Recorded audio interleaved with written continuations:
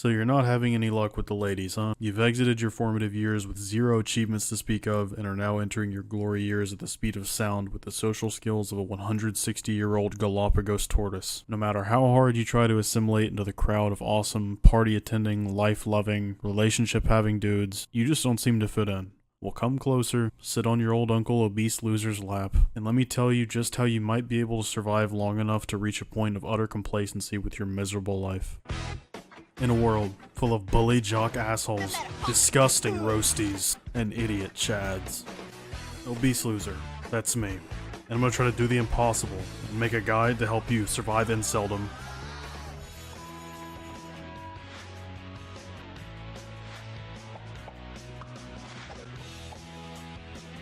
Obese Losers Incel Survival Guide. Your results will definitely fucking vary.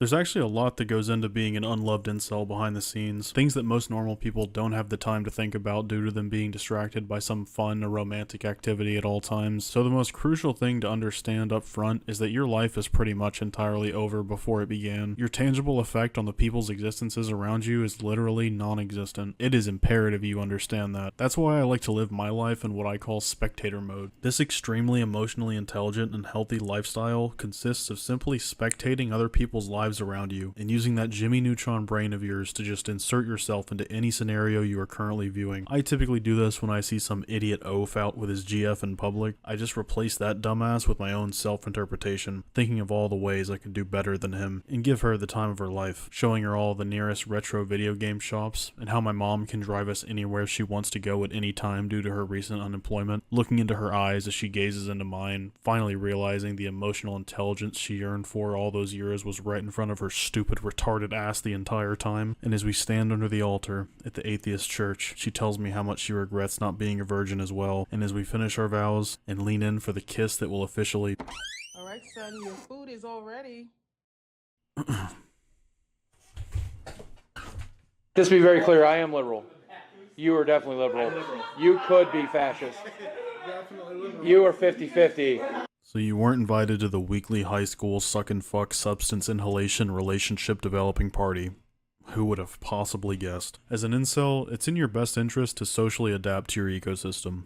Kinda like how a wolf pack has an echelon system of hierarchy. Except with the wolves, even the lowest on the totem pole still exists in some capacity. So we're more like an ecosystem of microorganisms under a rock the wolves walk over top of and piss on. So you want to associate with the absolute lowest life forms you possibly can find. And who knows, they might be so unbelievably horrible to be around you could even mog a few of them with your personality. And if you are somehow still at the bottom of that cesspool, you can always take refuge on the online incel spaces. I personally would suggest shooting yourself directly in the foramen magnum with a firearm before doing that, but it's up to you.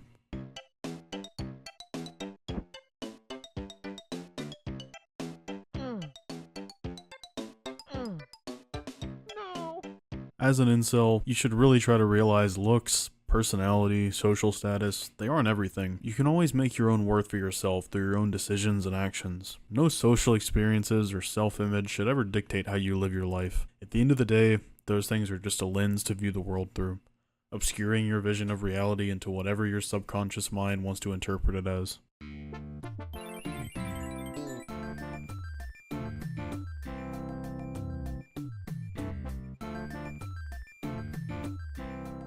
When you're at the bottom, the only way is up. So use that infinite free time to work on yourself, and what that e-girl I paid $10 to have a vapid conversation with me said. What I do Work with on myself. yourself, a- and until like you become the prize, you know, like Yeah. now you are looking for the prize. But instead of investing yourself into things that would actually make you more presentable and likable, like the gym, social media, or sports, fully invest into something so inconceivably worthless and retarded that it will end up being nothing but another detriment to your already dog shit personality. Learn to code some niche program in some arbitrary language. Learn to complete a video game from 1998 in the most time-efficient way possible. Or even make dog shit music that no one will ever listen to or give a fuck about. That one especially is fire. It's not your fault. Don't fuck with me. It's not your fault. I think it's well known, to be an incel in the first place, you have to be so intelligent that you physically can't fit in with the status quo. So who decided to make you so smart in the first place? Anyone but yourself, that's who. That's why the single best thing to do as an incel is just realize it's not your fault. It could be your parents, your ancient ancestors, but it's just not your fault. It's not your fault. It's not your fault. It's not your fault. It's not your fault. It's not your fault. It's not your fault. It's not your fault. It's not your fault. It's not your fault. It's not your fault. It's not your fault. It's not your